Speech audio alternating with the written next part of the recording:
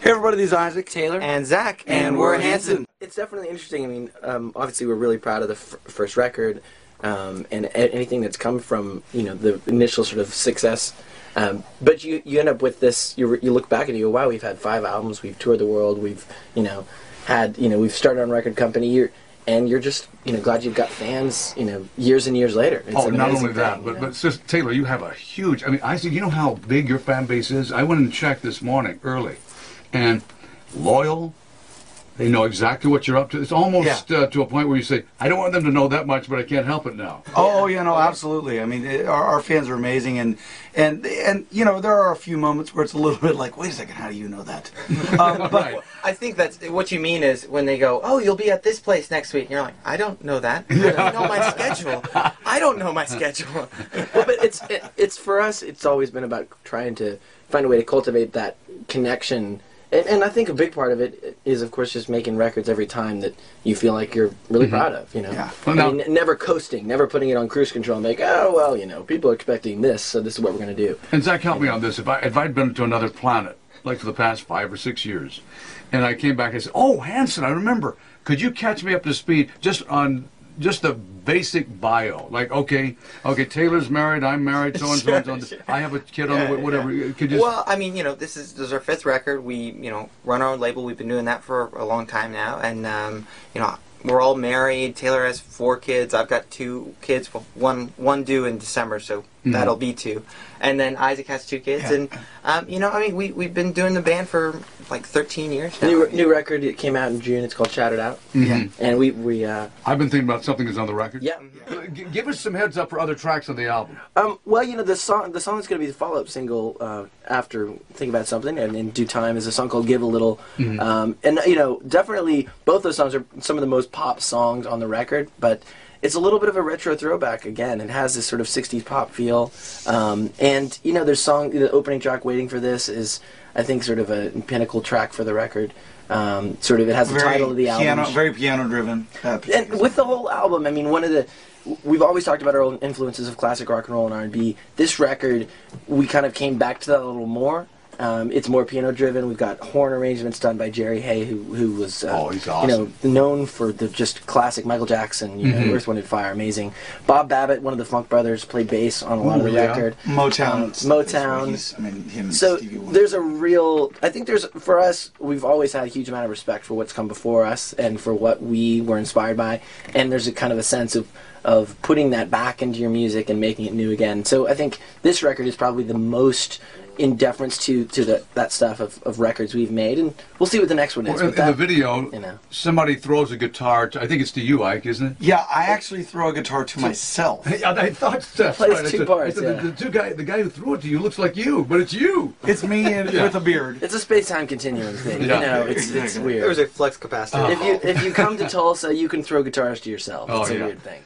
But the music video, for people aren't actually looking at it, it's part of, for one, the song is sort of a throwback. It's a little bit of a retro kind of a vibe, and we wanted to create sort of a video that captured sort of the innocence and the vibrance of that song, and also the retro feeling. The retro feeling. So we essentially recreated a scene from the famous Blues Brothers movie with Ray Charles. So the dancing in the street, and we rebuilt this music store where famously Ray Charles and the Blues Brothers played. So we kind of recreated that scene.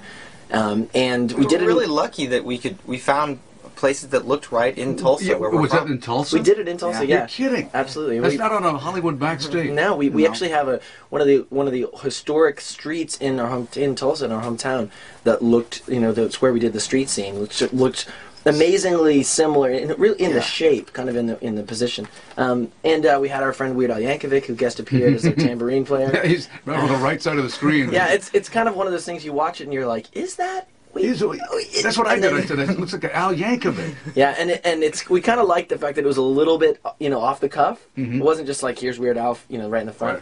Right. So yeah, we had a lot of fun, and it's been amazing to see people respond to the music video. Because I think it does capture the energy of the song. Is it one of those that you did it all in one day? We did it in 2 days. 2 days, yeah. but two very, very full days. I mean, there was about of the dancing in the street scenes. There was about 30 dancers who had been learning the dances for 2 weeks. But the 400 people that were in the streets. I mean, most of those people just learned the dance the morning of. So I mean, they spent all morning, you know, doing dancing. Everyone was watching it, and then I mean, to teach the 300 people to do the dance was got a choreographer on a microphone with a big PA, like, all right, everybody, left hand down, okay, right hand, and then your knees, and shake.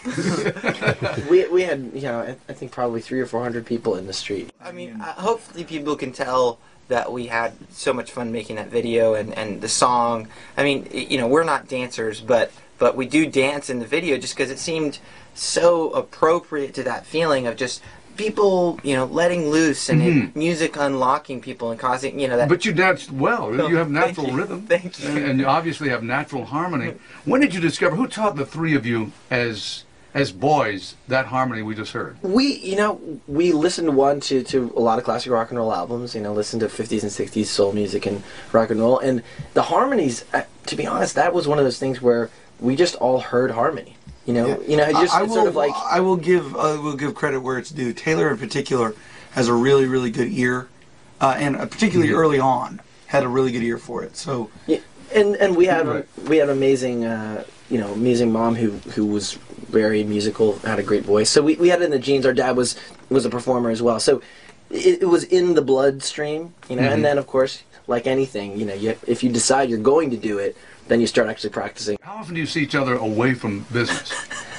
Well, as little as possible. That's good, though. That's good. You have your families, right? We have our families. You know, we do in a good way. I mean, we're proud of what we do. We love doing it, but we work a lot. You know, we're on tour for months at a time, or you're in the studio for 12-hour days working on a record for months at a time. And so when we go home, we have our own little. Everybody has their own little worlds of, you know, I'm going to go do my thing, you're going to do yours. And I when think we're at home, we generally don't call each other. We're like, hey, dude. It's healthy, though. I mean, it's a healthy, you know, we enjoy spending time around each other. But I was joking to Isaac, I was like, you know, in my life, I've probably spent 80% of my life within earshot of you. That's right. Well, I mean, I love painting, I love photography, architecture, you know, kind of anything that's involving being outdoors. Well, I'm probably the most into sort of athletic stuff, just random, you know. Sure. Yeah. And the Sooners and all that?